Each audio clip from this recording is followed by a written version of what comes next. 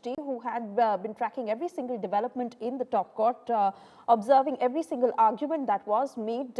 Really a contentious matter, needless to say, Shrishti, and the top court asking why two separate clauses in new UGC norms. So we must have a mechanism to protect those who are affected. Fact remains, Shrishti, that the affected parties can be on either side, and the larger approach to this exercise has to be equitable, has to be a united approach, has to be, as the top court says, to working towards a casteless society rather than creating a divide, and that is what these guidelines are headed towards.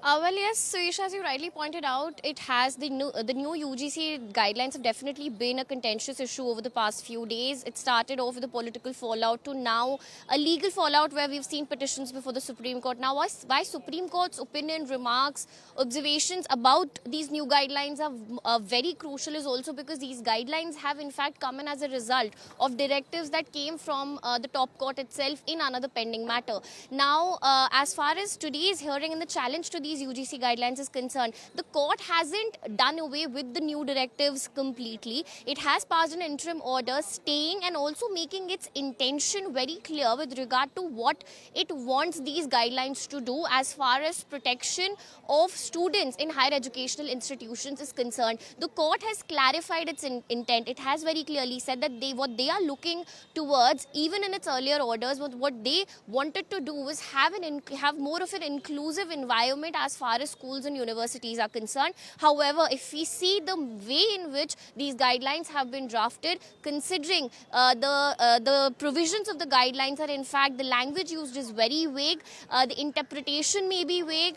Prima facie, if we look at the possibility of interpretation of these provisions, they could have a very dangerous impact and they could also lead to a divide in the society, which is the exact opposite of what the Supreme Court wanted the UGC to do. They wanted to create a more inclusive, protective environment for students in higher educational institutions so that they could be protected from any sort of discrimination. Now, the main essence of criticism of these guidelines was its definition of caste-based discrimination, where the critics clearly stated, even the petitioners before the court clearly said that the definition is a non-inclusionary definition. You have basically left the non-reserved categories and the general category from the definition of caste-based discrimination altogether. Are we basically trying to say that there is no possibility of any discrimination against a general category student and a non-reserved category student as far as colleges are concerned? An example that was also given in front of court today was that of ragging.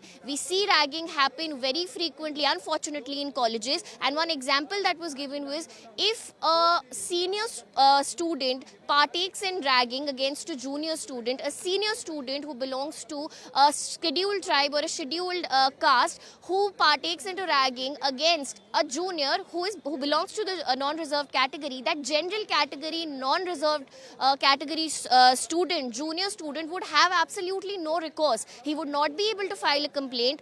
He would not be able to seek any redressal for his grievance or any protection under these guidelines. So the council raised a question, is this fair?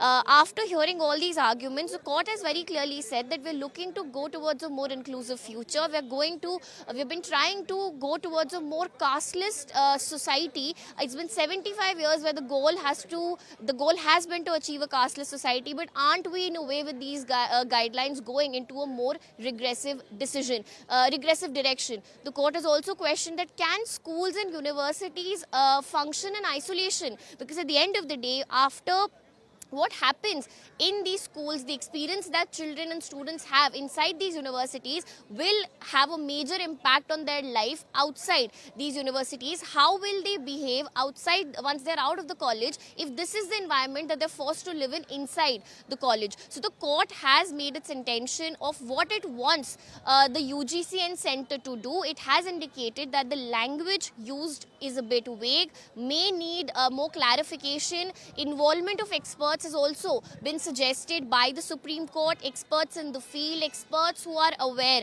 of the ground reality and the situation that actually persists in these educational institutions, experts who can actually consider all these aspects and advise the center and the UGC on how to proceed with these guidelines better. Now, that is a suggestion that came in from the top court. They asked the center to maybe set up a committee, consider setting up a committee with these experts who could then maybe also help the government and help the UGC in giving a more a better clarification and better language to the provisions that are there as far as the regulations are concerned. Right. As of now, yes, they have stayed the new guidelines by the UGC, but the 2012 guidelines will remain to be in force as of now. Right. Back to you.